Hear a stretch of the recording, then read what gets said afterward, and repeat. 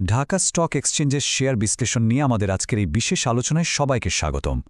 আমাদের এই প্রচেষ্টা যদি ভালো লেগে থাকে তাহলে অবশ্যই লাইক আর কমেন্ট করতে ভুলবেন না, আর সাবস্ক্রাইব করে রাখলে আমাদের পরের বিশ্লেষণগুলো আপনার কাছে পৌঁছে যাবে। শেয়ার বাজারের লেটেস্ট আপডেট পেতে আমাদের হোয়াটসঅ্যাপ গ্রুপেও যোগ দিতে পারেন। আপনাদের এই সমর্থনই আমাদের জন্য সবচেয়ে বড় অনুপ্রেরণা। আজকে আমরা এমন দুটো শক্তিশালী ফ্রেমওয়ার্ক নিয়ে কথা বলতে যাচ্ছি যা বলতে পারেন যে কোনো বিনিয়োগকারীর জন্য একটা গেম চেঞ্জার হতে পারে। এই মডেল দুটো ব্যবহার করে বাংলাদেশের শেয়ার বাজারের যে কোনো কোম্পানিকে খুব সহজে বিশ্লেষণ করা সম্ভব। তো আজকে আমরা কি বিষয় নিয়ে কথা বলবো? প্রথমে আমরা একটা বিলিয়ন টাকার প্রশ্ন দিয়ে শুরু করব। এরপর আমরা দুটো অসাধারণ ফ্রেমওয়ার্ক মানে ইকোনমিক মোড আর 5 বাকেট সিস্টেম নিয়ে বিস্তারিত জানব। আর একদম শেষে আমরা দেখব এই টুলগুলো ব্যবহার করে কিভাবে দারুণ সব স্টক খুঁজে বের করা যায় আর বিনিয়োগের ফাঁদগুলো এড়িয়ে চলা যায়। তাহলে আর দেরি কেন, চলুন শুরু করা যাক। তো চলুন আমাদের প্রথম সেকশনটা দিয়ে শুরু করি।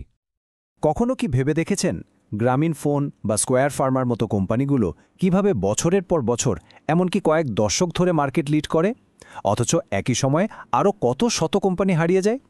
এর উত্তরটা কিন্তু শুধু কপাল বা একটা হিট প্রোডাক্টের ব্যাপার না।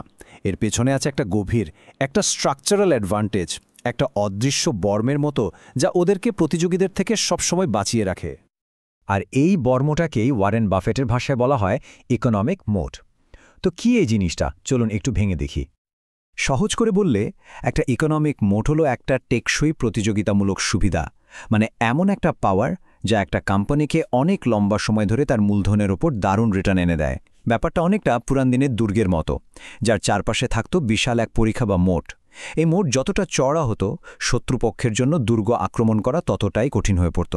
ঠিক সেভাবেই একটা কোম্পানির ইকোনমিক মোড যত শক্তিশালী, নতুন প্রতিযোগীদের জন্য তার মার্কেটে ঢোকাটাও ততটাই কঠিন। তবে সব মোড কিন্তু একরকম হয় না। একটাকে আমরা বলি লিগেসি মোড। ভাবুন এমন একটা কোম্পানির কথা যারা ভালোই লাভ করে, নিয়মিত ডিভিডেন্ডও দেয়, কিন্তু তাদের ব্যবসায় আর নতুন করে গ্রো করার জায়গা নেই। অন্যদিকে আছে রিইনভেস্টমেন্ট মোড। এটা হলো আসল খেলা। এই কোম্পানিগুলো তাদের মুনাফা আবার ব্যবসায় খাটিয়ে আরও বড় হতে পারে, আরও বাড়তে পারে। আর বাংলাদেশের মতো একটা গ্রোয়িং ইকোনমিতে এই রিইনভেস্টমেন্ট মোডওয়ালা কোম্পানিগুলোই কিন্তু লম্বা সময়ের জন্য সম্পদ তৈরি করে।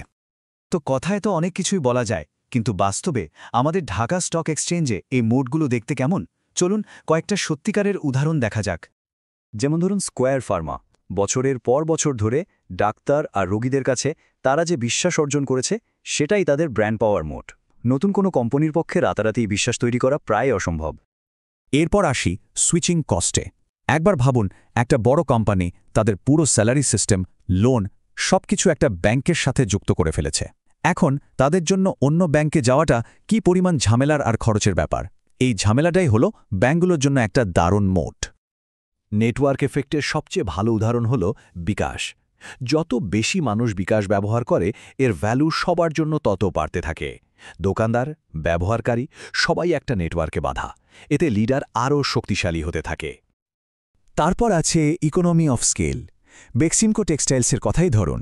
তারা এত বিপুল পরিমাণে উৎপাদন করে যে তাদের ইউনিট প্রতি খরচ অনেক কমে যায়। ছোট প্রতিযোগীদের পক্ষে এই দামে পণ্য বানানো প্রায় অসম্ভব। আর সবশেষে রেগুলেটরি মোড। তিতাস গ্যাসের মতো কোম্পানিগুলো সরকারি লাইসেন্স নিয়ে চলে। আইনগতভাবেই এখানে অন্য কোনো কোম্পানির আসার সুযোগ নেই। এটা তাদের একটা একচেটিয়া ব্যবসা করার সুযোগ করে দেয়। একটা কোম্পানির মোট আছে কিনা সেটা বোঝা তো গেল, কিন্তু শুধু মোট থাকলেই তো হবে না। কোম্পানিটা তার লাইফ সাইকেলের কোন ধাপে আছে সেটাও বোঝাটা খুব জরুরি। আর এর জন্যই আমাদের একটা ম্যাপ দরকার। কারণ গ্রোথ ছাড়া আসলে কোনো ভ্যালু তৈরি হয় না। আর এই ম্যাপটাই হলো আমাদের দ্বিতীয় টুল, 5 বাকেট ফ্রেমওয়ার্ক। এই ফ্রেমওয়ার্কটা কোম্পানিগুলোকে দুটো জিনিসের ওপর ভিত্তি করে ভাগ করে। এক, তাদের কোয়ালিটি, আর 2, তাদের গ্রোথ। কোয়ালিটি মাপা হয় ROCE বা রিটার্ন অন ক্যাপিটাল এমপ্লয়েড দিয়ে, মানে কোম্পানিটা তার বিনিয়োগ করা প্রতি 100 টাকায় কত টাকা লাভ করতে পারছে। সহজ ভাষায় এটাই ROCE। এই টেবিলটার দিকে একবার তাকান। এর সবচেয়ে দারুণ দিকটা হলো এর সরলতা। মাত্র এই 5টা বাকেটের মাধ্যমে আমরা যে কোনো ব্যবসাকে, সেটা বাজারের সেরা কোম্পানি হোক বা একটা সাধারণ সাইক্লিক্যাল ব্যবসা, খুব সহজে ভাগ করে ফেলতে পারি। এটা একজন বিনিয়োগকারীর জন্য একটা কম্পাসের মতো। তো এই কম্পাসটা তো পাওয়া গেল, এখন এটা ব্যবহার করে কিভাবে সেরা বিনিয়োগের সুযোগ খুঁজে বের করা যায় আর কোন ফাঁদগুলো এড়িয়ে চলা যায়? চলুন এই বাকেটগুলোর ভেতরে আর একটু ঢোকা যাক। বেশিরভাগ বিনিয়োগকারীর জন্য আসল সুযোগটা লুকিয়ে থাকে বাকেট 3-এ। এগুলো হলো এমন কোয়ালিটি কোম্পানি যাদের ব্যবসাও ভালো, আবার তারা বেশ ভালো একটা গতিতে তাদের লাভ বাড়িয়ে চলেছে। এটাই হলো সেই সুইট স্পট। তবে একটা বাকেট থেকে খুব সাবধান থাকতে হবে, সেটা হলো বাকেট 4। এটাকেই বলা হয় ভ্যালিউ ট্র্যাপ বা মূল্যের ফাঁদ। ব্যাপারটা কি? ভাবুন, একটা কোম্পানির ROCE বেশ ভালো, দেখতেও সস্তা মনে হচ্ছে, কিন্তু তাদের আয় আর বাড়ছে না, বছরের পর বছর একই জায়গায় আটকে আছে। এমন স্টকে বিনিয়োগ করলে আপনার টাকা আর সময় দুটোই আটকে যাবে। এই চার্টটা দেখলে পার্থক্যটা আরও পরিষ্কার হয়ে যাবে। দেখুন, দুটো কোম্পানিরই হয়তো ROCE ভালো, কিন্তু গ্রোথ আছে শুধু একটার, আর লম্বা সময়ে কিন্তু এই আয়ের গ্রোথটাই শেয়ারের দামকে ওপরে নিয়ে যায়। এটাই মূল চালিকা শক্তি। মজার ব্যাপার হলো, এই 5 বাকেট ফ্রেমওয়ার্কটা কিন্তু বিখ্যাত বিনিয়োগকারী পিটার লিঞ্চের আইডিয়ার সাথেও খুব মিলে যায়। তিনি স্টকগুলোকে ফাস্ট গ্রোয়ার্স, স্লো গ্রোয়ার্স এভাবে ভাগ করতেন। আমাদের হাই গ্রোথ বাকেটগুলো হলো তার ফাস্ট গ্রোয়ার্স, আর বাকেট 4-এর ভ্যালু ট্র্যাপগুলোই হলো তার স্লো গ্রোয়ার্স। তো এতক্ষণ তো আমরা থিওরি নিয়ে কথা বললাম, এখন আসল প্রশ্ন হলো এই সব জ্ঞানকে বাস্তবে কাজে লাগাবো কিভাবে? এর জন্য একটা খুব সহজ 4 ধাপের একটা প্রসেস আছে। এই 4টা ধাপ ফলো করলেই যে কোনো কোম্পানি সম্পর্কে একটা পরিষ্কার ছবি পাওয়া যাবে। প্রথমে খুঁজে বের করতে হবে কোম্পানিটার আসল মোটটা কি, মানে কি তাকে রক্ষা করছে। 2, তার ROC দেখে কোয়ালিটিটা বুঝতে হবে।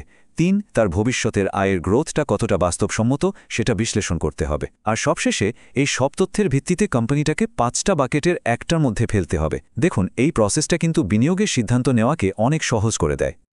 আর একটা খুব গুরুত্বপূর্ণ কথা মনে রাখতে হবে, এই বাকেটগুলো কিন্তু পাথরে খোদাই করা নয়। কোম্পানিগুলো সময়ের সাথে সাথে এক বাকেট থেকে অন্য বাকেটে যেতে পারে।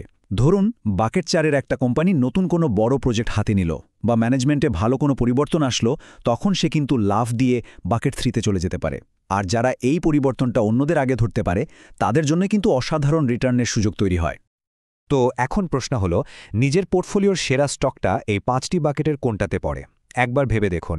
এই ফ্রেমওয়ার্ক দুটো ব্যবহার করে নিজের পোর্টফোলিওকে নতুন করে বিশ্লেষণ করে দেখুন, হয়তো দারুণ কিছু ইনসাইট পেয়ে যেতে পারেন। আজকের মতো এখানেই শেষ করছি। আমাদের সাথে থাকার জন্য ধন্যবাদ।